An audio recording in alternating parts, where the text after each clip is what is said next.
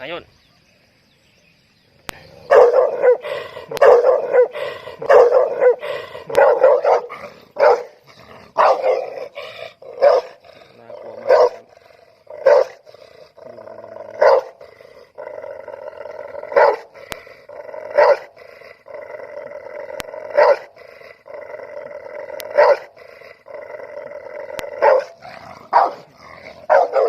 มาในตัวใครตัวมันครับ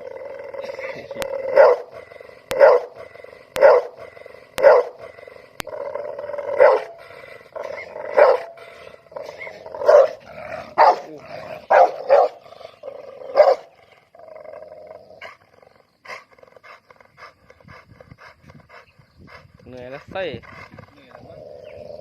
สมหน้าเหนื่อยแล้วเซ่จะหลุดมาในตายครับดูกล้ามเขาซะก่อนครับสังเกตที่โซ่ห้อยคอครับเหนื่อยแล้วเซ่เหนื่อยแล้วเซ่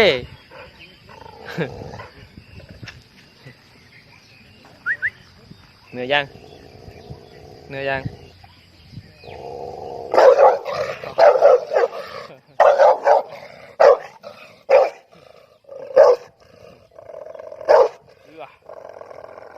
ไอ้โหดมาก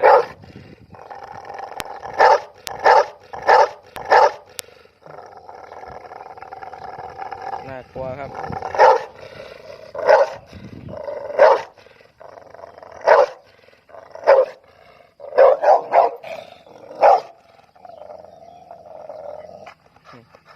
หมดแรงแล้วครับ2 นาที2 นาที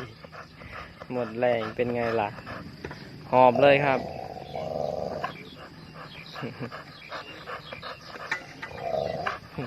สมนายอ้วนมันจะหลุดมานะหลุดมากูตายแล้วเนี่ย